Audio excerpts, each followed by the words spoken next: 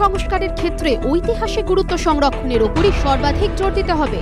মহাকরণের অন্দরের স্থাপত্যকে কোনোভাবেই বিঘ্নিত করা চলবে না।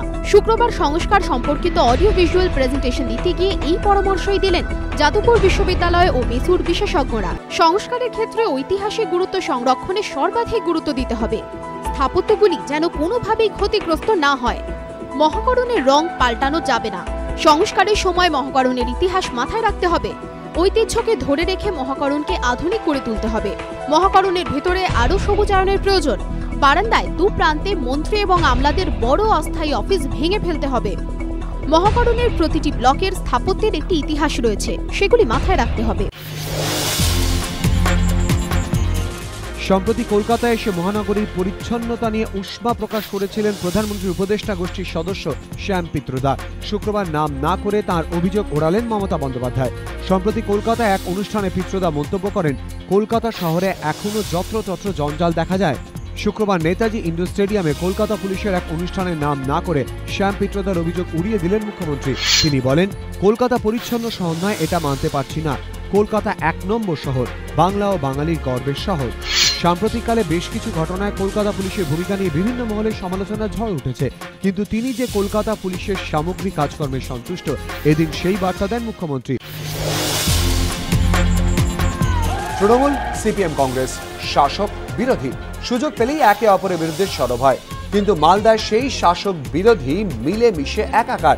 সিপিএম কংগ্রেসের সাহায্যে পঞ্চায়েত সমিতি দখল করল তৃণমূল। এমনটাই ঘটেছে ইংরেজবাজারে।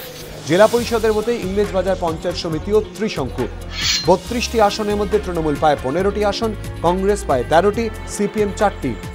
ইংরেজবাজার পঞ্চায়েত সমিতির বোর্ড কারা গঠন করবে তা নিয়ে জেলার রাজনীতিতে চাপানুতর শুরু হয়ে যায়। শুক্রবার হয় ভোটাভুটি। ম্যাজিক ফিগার ১৭, ৩০ জন জয়ী প্রার্থী ভোট দেন।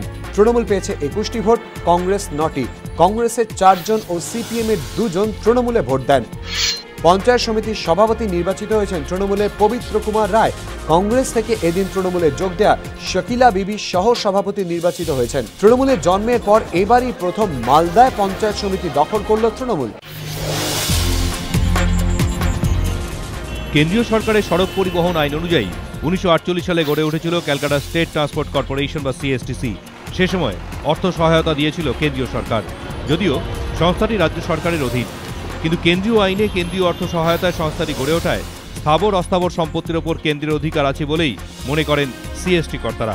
সংস্থার চেয়ারম্যান তাপস রায়ের মন্তব্য, জমি নিয়ে একাধিক সমস্যা আছে, যদিও রাজ্য সরকার এখনও আমাদের কাছে এ নিয়ে কোনো প্রস্তাব পাঠায়নি।